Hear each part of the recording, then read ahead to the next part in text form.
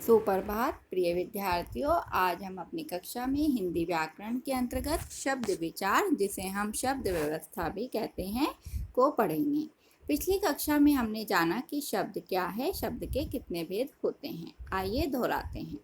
शब्द के 4 भेद होते हैं: अर्थ के आधार पर, उत्पत्ति के आधार पर, रचना के आधार पर, प्रयोग के आधार पर या व्याकरण प्रक्रिया के आधार पर। उत्पत्ति के आधार पर शब्द के 4 भेद होते हैं: तत्सम, तद्भव, देशज, विदेशज। रचना के आधार पर शब्द के 3 भेद होते हैं: रूढ़ शब्द, यौगिक शब्द और योग रूढ़ शब्द, जिनका अध्ययन हम पिछली कक्षा में कर चुके हैं।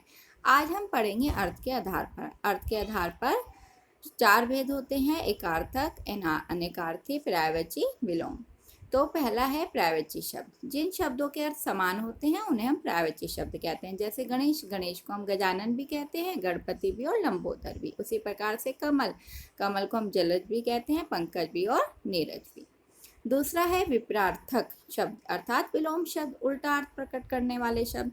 तो इन उल्टा अर्थ प्रकट करने वाले शब्दों को हम विलोम शब्द कहते हैं। जैसे अमृत का विष, सम्मान का अपमान, प्रश्न उत्तर, आदर अनादर, सच झूठ, सुख दुख आदि। एकार्थक शब्द क्या होते हैं? तीसरा है बहुत से शब्द ऐसे हैं जिनका अर्थ देखने सुनने में तो एक सा लगता है, परंतु वे समानार्थी नहीं होते। यदि हम ध्यान से देखें तो उसमें थोड़ा सा अंतर जरूर होता है।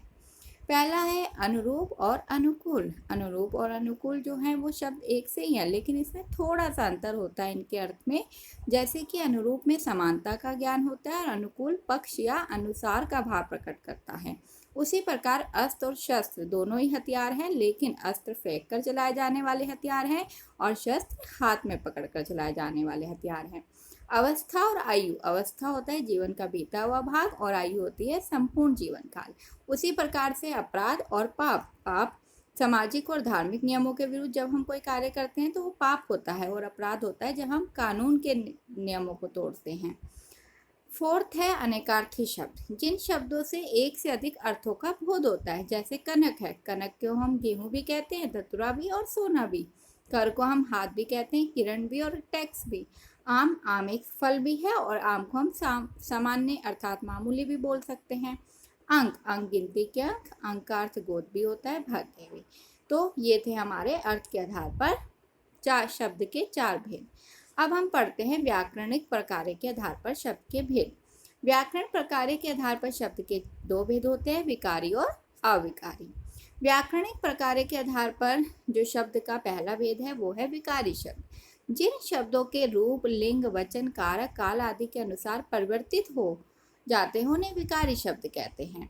अर्थात लड़का है, अब लड़के का हम लिंग परिवर्तन करेंगे तो लड़की आ जाएगा, और लड़के का अगर हम वचन परिवर्तन करेंगे तो लड़के आ जाएंगे, और अगर हम इसका कारक परिवर्तन करते हैं अर्थात कारक के रूप में परिवर्तन करते हैं तो आएगा लड़कों के लिए। तो इस प्रकार विकार का अर्थ होता है बच्चों परिवर्तन। तो जाने कि जिन शब्दों में लिंग, वचन, कारक या काल के अनुसार परिवर्तन आ जाता है, चेंजेस आ जाते हैं, उन्हें कौन से शब्द बोलते हैं? विकारी। जैसे कि विकारी शब्द 4 प्रकार के होते हैं। संज्ञा, संज्ञा में देखिए हाथी, अगर हमें पुल्लिंग लिखना है तो हाथी, स्त्रीलिंग लिखना है तो हथनी, और बहुवचन लिखना है तो हाथियों। उसी प्रकार से सर्वनाम में अगर अकेले के लिए यूज करना है एक वचन के लिए तो मैं, अगर बहुवचन तो हम। इस तरीके से विशेषण में भी बड़ा, बड़ी, बड़े, क्रिया में हंसता, हंसती, हंसते। तो आपने देखा कि सभी शब्दों का लिंग, वचन, कारक परिवर्तन के कारण रूप परिवर्तित हुआ है। अतः ये सब कौन से शब्द बच्चों? संज्ञा, सर्वनाम, विशेषण, क्रिया, ये सभी शब्द कौन से शब्द हैं? विकारी शब्द। अब दूसरा है अविकारी। अविकारी मतलब कि इसमें परिवर्तन नहीं होता, चाहे हम लिंग के अनुरूप करें, वचन के या काल के अनुरूप, इसमें कोई भी किसी भी प्रकार का परिवर्तन नहीं होगा।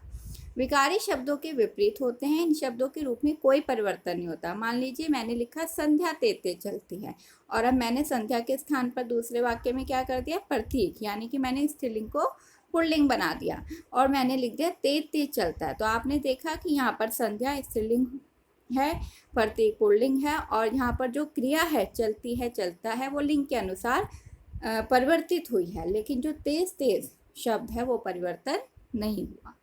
जिन शब्दों का लिंग, वचन, कारक, काल आदि के कारण रूप परिवर्तित नहीं होता है उन्हें हम अविकारी कहते हैं। व्याकरणिक प्रकार के आधार पर शब्द के 4 भेद होते हैं। क्रिया विशेषण। महिला धीरे धीरे चलती है, महिलाएं धीरे धीरे चलती हैं। अब हमने यहाँ पर एक वचन का बहुवचन बनाया, लेकिन हमारे जो क्रिया विशेषण शब्द है उसमें कोई भी परिवर्तन नहीं हुआ। उसी प्रकार से संबंध बोधक, प्यार के मारे बुरा हाल हो गया या अंकित डर के मारे कांपने लग गया, तो इसमें भी कोई परिवर्तन नहीं हुआ।